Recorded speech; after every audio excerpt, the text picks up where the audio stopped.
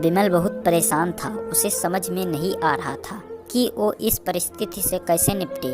वो अपनी माँ को बहुत चाहता था, किंतु उसकी पत्नी और बच्चे उसकी माँ से दूर भगाते थे क्योंकि उसकी एक आंख नहीं थी। साथ ही उसकी कमर भी 90 अंश पर झुकी थी।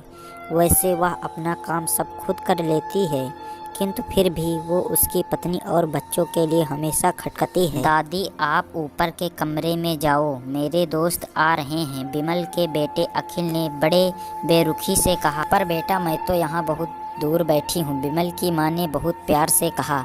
नहीं, आप उनके सामने मत रहो, वो मुझे चिढ़ाते हैं, अखिल ने जोर से डांटते हुए कहा। क्या हुआ अखिल, क्यों चिल्ला रहे हो? विमल की पत्नी कामिनी ने किचन से ही आवाज़ लगाई। देखो ना माँ, ये दादी यहीं ड्राइंग रूम में बैठी हैं और मेरे दोस्त आ रहे हैं, अखिल ने शिकायत भरे लहजे में कहा। माँ जी, आप ऊपर चली जाओ, क्यों हम लोगों को लजवाती हो? कामिनी ने बेटे का पक्ष लेते हुए कहा। बेचारी सरस्वती चुपचाप उठकर जीने के सहारे ऊपर जाने लगी। कमर झुकी होने के कारण उन्हें ऊपर चढ़ने में बहुत परेशानी हो रही थी, किंतु वो पूरी ताकत से ऊपर के एक अकेले कोने वाले कमरे में जाकर बैठ गई। विमल बाजू के कमरे से सब सुन रहा था। उसे कष्ट हो रहा था कि उसकी माँ को अपमानित होना पड़ रहा है, किंतु वो असहाय था। अगर वो कुछ कहता तो पत्नी और बच्चे उसका विरोध करने लगते। दूसरे उनके तर्क भी सही लगते हैं, क्योंकि वो एक प्रशासनिक अधिकारी था। उसका सामाजिक स्तर बहुत ऊंचा था।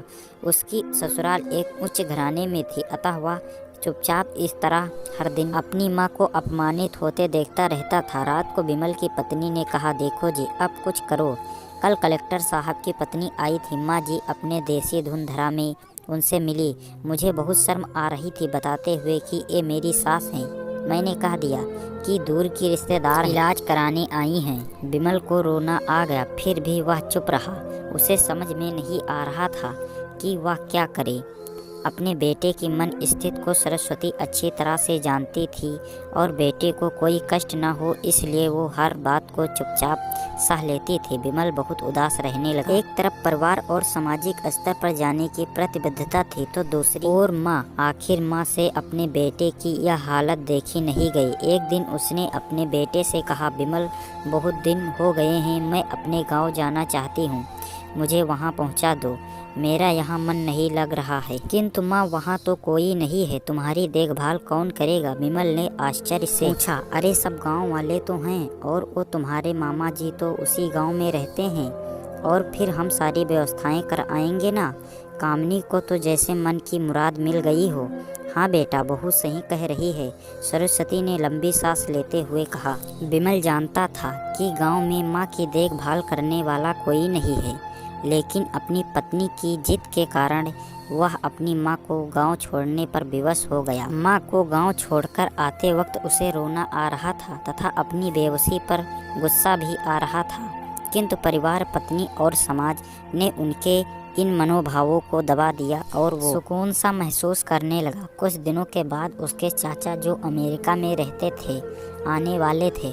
जब विमल बहुत छोटा था, उसके पिता जीवित थे, तब वो भारत आए थे और उसके बाद वो अब भारत आने वाले थे। पूरा परिवार और आस पड़ोस बहुत उत्साहित था। अमेरिका से विमल के डॉक्टर चाचा आ रहे थे। डॉक्टर रमेश ने जैसे ही घर में कदम रखा, सबने मिलकर बहुत उत्साह से उनका स्वागत किया। क्यों विमल भाभी नहीं दिख रही हैं, कहाँ हैं? डॉक्टर रमेश ने उत्साहपूर्वक पूछा।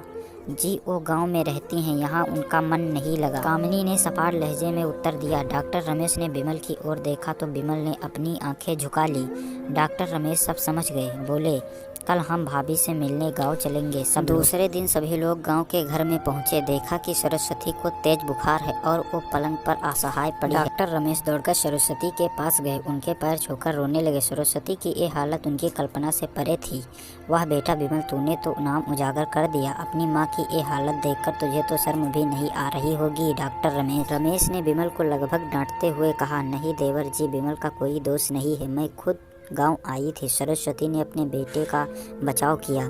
मुझे सब पता चल गया है। भाभी आप चुप रहो। क्यों बहू, तुम्हें अपनी सास की कुरूपता पसंद नहीं है? समाज में तुम्हें नीचा देखना पड़ता है ना? डॉक्टर रमेश ने कामिनी की ओर व्यंग से देखा। कामिनी निरंतर होकर विमल को देखने लगी। आज तुम जिस सामाजिक स्तर पर हो वो इन्हीं के संघर्षों की देन है। और बेटा विमल, तुम्हें शायद मालूम ना हो कि बचपन में जब तुम 1 साल के थे तब छत से नीचे गिरने के कारण तुम्हारी एक आंख फूट गई थी और तुम्हारी रीढ़ की हड्डी में भी समस्या थी।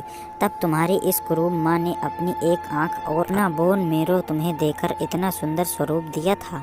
कामिनी बेटा, तुम्हें इतने सालों तक संघर्ष करके बेटे को प्रशासनिक अधिकारी बनाने वाली इस संघर्षशील औरत को तुम लोगों ने यह दशा कर दी। तुम्हें ईश्वर कभी माफ़ नहीं करेगा। डॉक्टर रमेश की आंखों से अश्रु जलधारा बह रही थी। अब भाभी आप मेरे साथ अमेरिका जाएंगी, यहाँ इन स्वार्थी लोगों के बीच नहीं रहेंगे। डॉक्टर रमेश ने सरस्वती से कहा। विमल को तो काटो तो खून नहीं था। डॉक्टर रमेश जो उसके चाचा थे, उन्होंने जो राज बताया उसके बाद तो विमल को यही लग रहा था कि उससे ज़्यादा पापी इंसान इस दुनिया में कोई और है ही नहीं।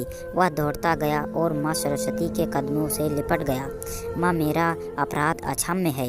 मैं जानबूझकर चुप्पी साधे रहा, आपका अपमान करवाता रहा। अब सिर्फ आप ही उस घर में मेरे साथ रहेंगी और कोई नहीं। विमल ने अग्नि दृष्टि से अपनी पत्नी और बच्चों को देखा। कामिनी को भी बहुत पश्चाताप हो रहा था, किंतु उसकी हिम्मत नहीं हो रही थी कि वो सरस्वती से आंखें मिलाए। सरस्वती ने कामिनी की मन स्थिति को समझकर उसको पुचकारते हुए अपने पास बुलाया और विमल को डांटते हुए कहा, खबरदार, जो मेरी बहू को मुझसे अलग करने की कोशिश की तो तुझे ही घर से बाहर निकाल दूंगी। कामिनी और बच्चों ने सरस्वती के पैर पकड़ते हुए अपने व्यवहार पर माफ़ी मांगी और माँ ने हृदय से सबको माफ़ कर दिया। तो दोस्तों, अगर आप लोगों को ये वीडियो अच्छी लगी तो वीडियो को लाइक करके चैनल को जरूर सब्सक्राइब करिए और वीडियो को शेयर करना ना भूलें। मिलते अगले वीडियो के साथ।